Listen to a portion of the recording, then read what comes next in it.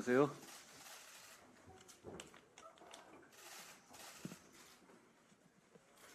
비상대책위원회 시작하겠습니다. 최근 물가 문제로 인해서 국민들의 걱정이 큽니다. 정부 여당으로서 더 노력하겠다는 말씀 드립니다. 우리 여당은 민생에 무한 책임을 져야 합니다. 인플레는 보이지 않는 도둑이라고 하지 않습니까? 우리 시민들의 걱정이 큰 것 같습니다. 정부가 최선을 다하고 있긴 합니다만 더 특단의 대책을 내놓고 더 과감한 집행을 해주시길 바랍니다. 현재 정부가 농축산물의 할인 지원, 수입과일의 직수입 확대, 13개 과일 채소의 납품 단가를 지원해서 유통업체의 판매 가격 인하를 유도하는 등 다각도의 물가 잡기 대책을 추진하고 있습니다만 이 대책이 현장에서 체감되기까지는 약간의 시차가 있습니다. 최대한 빨리 현장에서 이 대책의 효과가 체감될 수 있도록 더욱 분발해 주실 것을 부탁드립니다. 어제 보도를 보니까 이재명 대표의 경기지사 시절의 공직자가 체포됐습니다. 이재명 대표 부부의 법인카드 유용 사건 때문인 것으로 보입니다.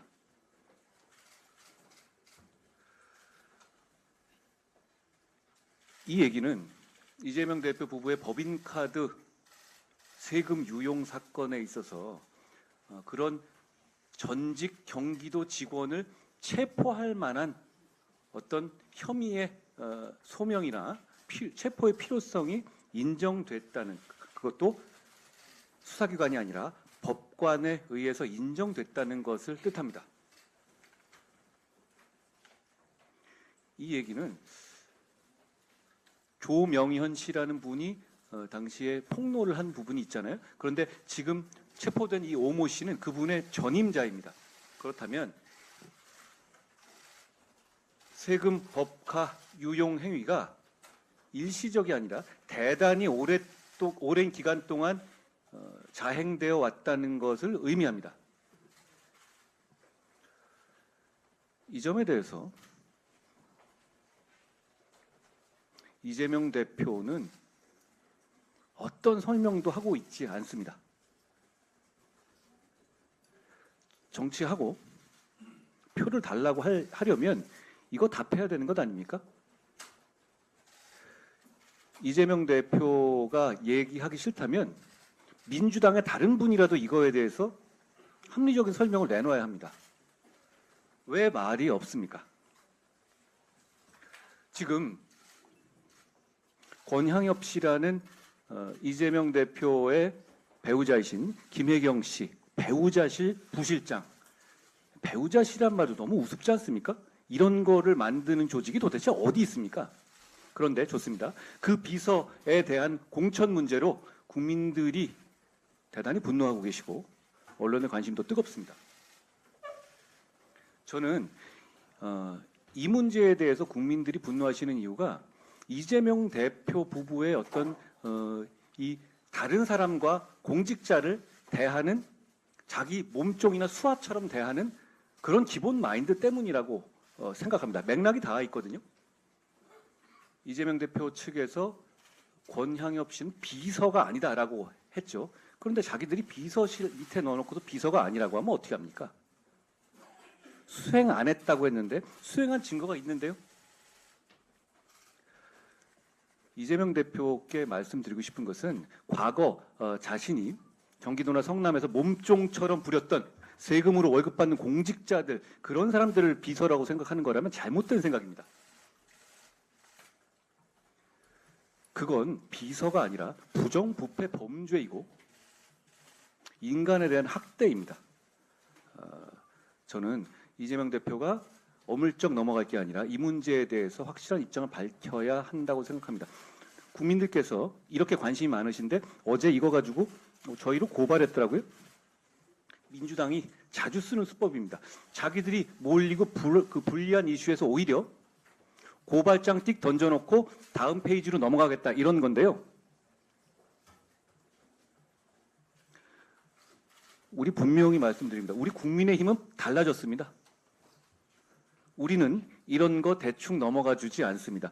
이제부터 시작입니다. 그래서 저희가 어제 그런 뻔히 알고도 하는 고발에 대해서 무고죄로 고발을 했습니다. 이게 어떤 맞고발 사태의 문제가 아니라 이런 병폐를 바로잡자는 취지라는 점을 분명히 해둡니다.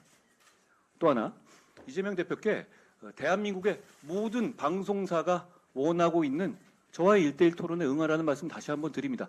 어제 하루 동안에 뭐 10여 개의 트위터, 트윗이나 페북 같은 걸 쓰셨던데요. 아니 그렇게 할 말 많으시면 저랑 얘기하면 되지 않습니까? 그리고 얘기하신 내용들도 대부분 언론에 대한 투정 같은 거던데요. 기울어졌느니 어쨌느니 저는 오히려 지금의 선거 관련한 보도가 저희한테 불리하면 불리했지 이재명 대표에게 불리하지 않다고 생각합니다. 왜냐하면 사실 선거 과정에서 언론 보도는 어느 정도의 기계적 균형을 맞출 수가 밖에 없습니다. 규정상 그렇잖아요. 그런데 민주당의 공천과 우리의 공천을 비교해 보면 이게 비교의 대상이 될 정도입니까? 그럼에도 불구하고 어느 정도 균형을 맞춰야 되기 때문에 오히려 우리는 비판받지 않아도 될 만한 내용들까지도 하나하나 분석당하고 있는 것이고 이재명 대표는 지금 너무 막장 공천이 많아서 뭘 비판해야 될지 모를 정도로 언론에서 그 대상이 많죠. 그렇지만 이것을 어느 정도 기계적 균형을 맞추는 과정에서 오히려 우리한테 불리하면 불리했지 이재명 대표의 민주당에게 불리한 것 전혀 사실이 아니라고 생각합니다. 제가 언론에게 저희를 비판하는 것에 대해 불만을 제기하는 취지는 아닙니다. 또 하나요. 민주당의 음주운전 경력자나 음주운전으로 사고까지 냈던 그리고 그게 벌금 액수들이 몇백만 원이 된다면 그게 제 경험상 그거는 도수가 굉장히 높은 거예요. 그런 분들이 다수 공천되고 있는 것으로 보입니다. 혹시 이재명 대표 본인도 음주운전 전과자잖아요. 민주당에는 혹시 음주운전 가산점 같은 거 있습니까? 그렇게 공천을 운영하면 안 되는 것 아닙니까? 뭐 5대 그거에 포함되는 건 아니었어요? 근데 민주당의 기준은 뭔지 저는 물어보고 싶습니다. 정책적인 말씀을 하나 드립니다. 우리 국민의힘은 이번 4월 목련이 피는 총선에서 승리한 다음 바로 국정원의 대공수사권을 회복하는 법률 개정안을 내고 통과시키겠습니다. 저는 그쪽 현업에 있어 봤는데요. 정보, 첩보, 간첩의 문제는 일반 경찰이나 검찰이 감당하기 어렵습니다. 그렇지 않습니까? 경찰의 경험이 많으시. 저도 검사고 경찰이었지만 이게 다른 영역이에요. 첩보와 정보의 영역이지 수사의 영역이 아닌 겁니다. 그렇기 때문에 모든 대부분의 나라에서는 정보기관에서 간첩 잡는 업무를 합니다. 대공 업무를 합니다. 그런데 민주당이 그걸 없애버렸습니다. 이건 경찰이 대체할 수 있는 업무 성격이 아니고 검찰이 대체할 수 있는 업무 성격이 아닙니다. 그렇기 때문에 이 대공수사 국정원의 대공수사 기능을 권한이 아닙니다. 기능을 임무를 복원시켜야 한다는 것이 우리 당의 일관된 생각이었죠. 그런데 그 필요성이 더 커지고 있습니다. 왜냐하면 이재명 대표가 자기가 살기 위해서 통진당, 후신 등 종북 세력에게 전통의 민주당을 숙주정당으로 내주고 있기 때문입니다. 결국 이대로라면 통진당의 후신, 간첩 전력자, 그 관련자들이 이번 올해 국회에는 입성하게 됩니다. 이재명 대표의 신원 보증을 받아서 입성하게 되는 것이죠. 그분들이 무슨 일을 하겠습니까?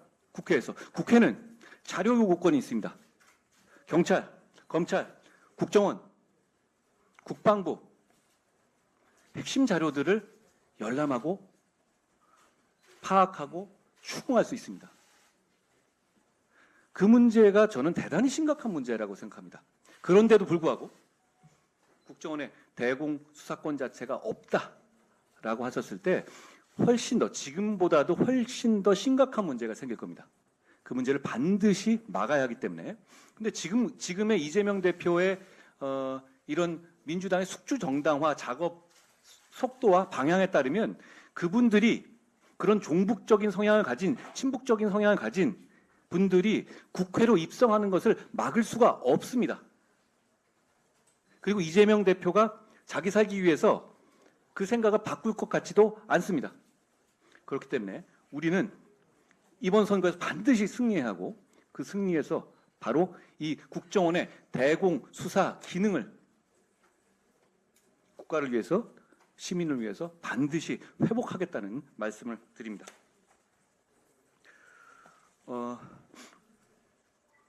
우리 당의 많은 분들께 감사의 인사를 제가 당을 이끄는 입장에 드리고 싶습니다. 당을 대표해서 후보로 뛰시는 분들뿐 아니라 아쉽게 그러지는 못하지만 적극적으로 우리 후보를 위해서 뛰시는 분들이 정말 많이 있습니다. 하나하나 제가 열거하기도 힘들 정도입니다. 우리 당에 어떻게 보면 디폴트 갑입니다. 지금. 정말 감사하다는 말씀드리고 우리는 그리고 그래야만 승리할 수 있는 정당이라는 말씀을 드립니다. 오늘 오후 제가 방문하는 수원의 경우에도 수원갑의 이찬열 전 의원이 김현준 후보의 총괄 선대 위원장직을 맡았습니다. 김연아 전 의원도 김용태 고양정 후보의 선대위원장직을 수락했습니다.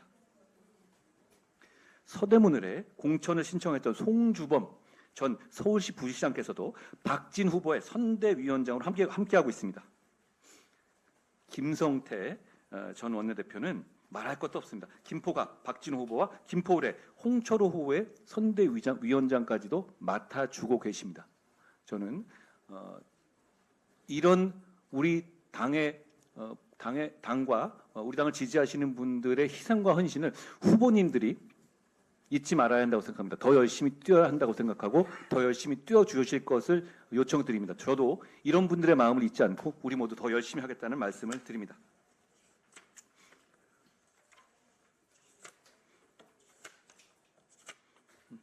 제가 오늘은 이 정도 말씀을 드리겠습니다.